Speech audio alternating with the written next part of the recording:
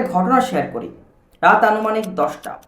আমার বেনামাজি দিনহীন বন্ধু সেই রাতে সাইকেল চালিয়ে যাচ্ছিল। তার কানে ছিল ইয়ারফোন, বাজছিল তার প্লেলিস্টে থাকা কোনো একটি গান। হঠাৎ তার সাইকেলের চাকা থেমে গেল। তার বুকে চিনচিন ব্যথা শুরু হতে লাগলো।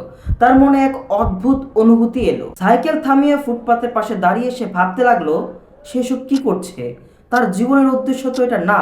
তাকে তো আখিরাতে আল্লাহর বিচারের সম্মুখীন হতে হবে। এই ইসলামের চিন্তা থেকে আজ সে দিনহীন থেকে দিনদার, অন্ধকার থেকে সে আজ আলোতে এসেছে। এখন সে প্রতি মুহূর্তে তার জীবনে পরিপূর্ণ দিন মেনে চলার চেষ্টা করে। এমন অনুভূতি হাজারো ছেলে মেয়েদের মধ্যে এসেছে, আসছে, আসবে। দিনের পথে আসতে হবে এই ধারণা মনের মধ্যে আসার সাথে সাথে অনেকের মনে ইসলাম নিয়ে অনেক প্রশ্ন চলে আসে। ইসলাম আসলে কি? ইসলাম আসলে কি?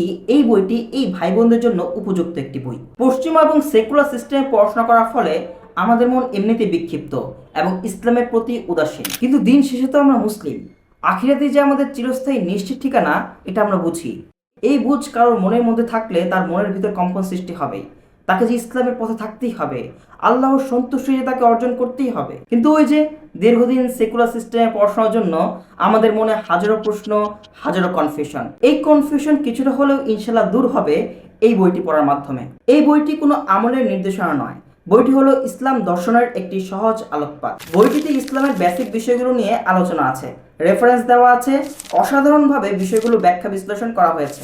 এই বইটি আবিদ এইচ রাহাত ভাইয়ের লেখা এবং শরীয় যাচাই করেছেন মুফতি মিজানুর রহমান কাসিমি হুজুর। নিজে পড়তে পারেন এবং নিজের পরিচিত অপরিচিত ভাই বোনদেরকে এমন অবস্থায় পেলে তাদেরকে হাদিয়া দিতে পারেন।